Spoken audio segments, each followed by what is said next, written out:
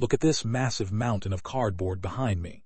Most people see a headache for trash day, but I see one of the most underused carbon resources in the garden.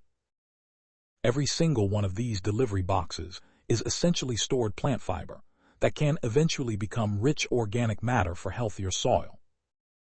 But here is the frustrating reality for many gardeners. You've tried composting cardboard before, only to find pieces still recognizable many months later. You throw thick cardboard into a compost pile, and long after the kitchen scraps disappear, you are still pulling out damp chunks that seem slow to break down. Why does cardboard decompose so slowly in many backyard systems? Why does it sometimes feel more like a barrier than a soil-building resource? Today, we are solving that problem with a faster, science-based composting approach for cardboard transformation. We are not just letting it sit and rot. We are combining proper carbon balancing, moisture control, oxygen, and microbial activity to speed up decomposition. We are going to break down these boxes through an actively managed aerobic composting process that encourages rapid microbial and fungal activity.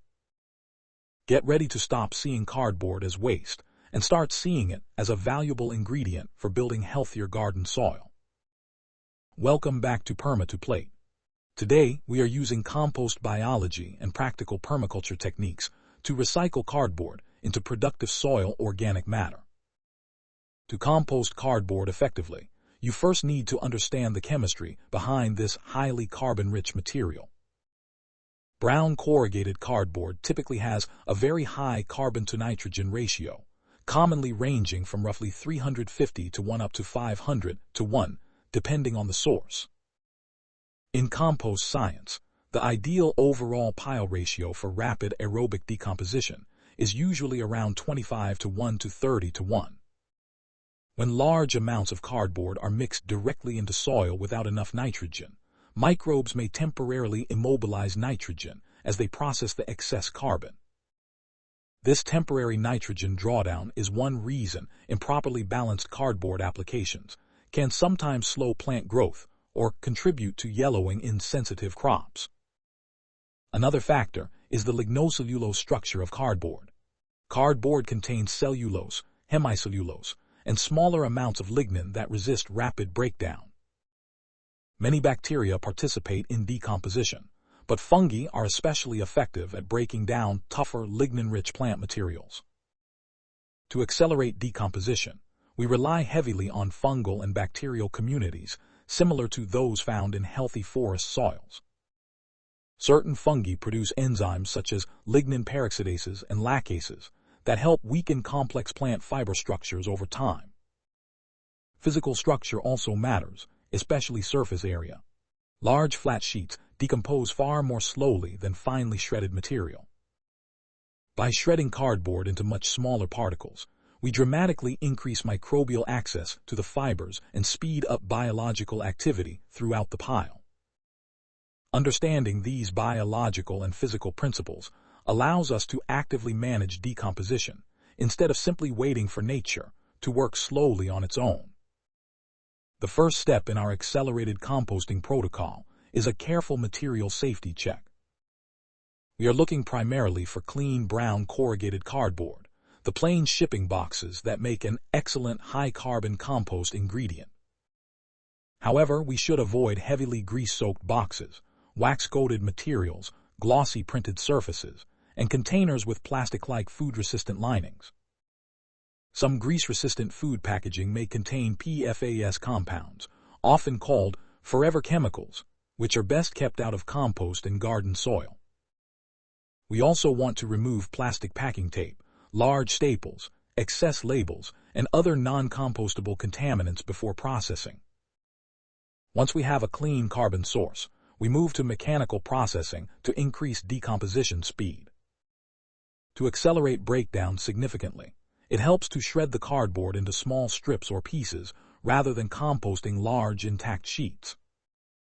For larger volumes, a heavy-duty crosscut shredder designed for corrugated cardboard can save enormous time and labor.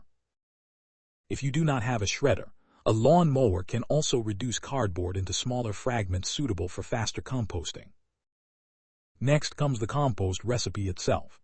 Fast composting depends on balancing carbon-rich and nitrogen-rich materials properly. Rather than relying on fixed ingredient ratios alone, the goal is to create an overall pile carbon-to-nitrogen ratio near the optimal composting range. Fresh grass clippings, kitchen scraps, coffee grounds, or well-managed animal manures can all provide the nitrogen needed to balance cardboard. If using poultry manure, apply it carefully because very high nitrogen levels can create excessive heat, odors, or ammonia loss in the pile. Finally, we prepare the compost system itself. A hot compost pile generally needs enough volume to retain microbial heat effectively. A pile close to 1 cubic yard in size is often considered the minimum practical volume for sustained thermophilic composting. Anything significantly smaller may lose heat too quickly, especially in cool or windy conditions. In our next segment, we will build the pile step by step and show you how to manage oxygen, moisture, and temperature for faster decomposition. To begin the active composting phase, layer shredded cardboard with nitrogen-rich materials in relatively thin, even layers to promote airflow and microbial contact. Once the pile reaches sufficient size, allow it to remain relatively undisturbed for several days so microbial populations can establish and internal temperatures can begin rising. After the pile heats up, regular turning becomes important for maintaining oxygen levels and redistributing moisture and undecomposed material. Oxygen supports aerobic microbial activity. Without enough airflow, decomposition slows and anaerobic odors can begin developing. Use a compost thermometer to monitor temperatures. A typical thermophilic target range is approximately 130 to 150 degrees Fahrenheit. This temperature range is generally sufficient to accelerate decomposition, while also helping reduce many weed seeds and plant pathogens. To manage moisture, use the classic squeeze test. The material should feel like a wrung-out sponge, with only a few drops released when squeezed firmly. If the pile becomes too wet, oxygen movement decreases and decomposition efficiency can decline significantly. One optional accelerator is pre-soaking shredded cardboard before composting to soften dry fibers and improve microbial colonization. Some gardeners add diluted liquid seaweed, finished compost extract, or actively aerated compost tea to introduce additional microbes and moisture. These treatments may help support biological activity, although the biggest factors remain proper moisture, oxygen, particle size, and nutrient balance. Managing climate conditions is also important. In humid regions with frequent heavy rain, piles can become waterlogged if left uncovered. Compost bins, breathable covers, or contained systems can help maintain airflow while preventing excessive nutrient leaching during storms. In warm, humid climates such as Florida, it is also wise to avoid placing constantly damp cardboard directly against building foundations. Moist cellulose-rich material can attract termites and other decomposer organisms, especially in subtropical environments. Keep active compost systems a reasonable distance from structures and monitor moisture carefully to reduce pest risks. Another possible nitrogen source for experienced composters is diluted human urine, which contains high levels of plant-available nitrogen, primarily in the form of urea. When used responsibly and in moderation, urine can help balance carbon-heavy compost piles and stimulate microbial activity.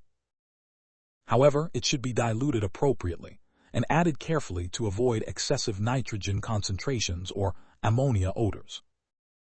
By recycling cardboard and other organic waste streams at home, gardeners can reduce disposal waste while producing valuable organic matter for the landscape. Finished compost made from balanced organic inputs can support productive no-dig gardening systems and improve long-term soil structure, moisture retention, and fertility.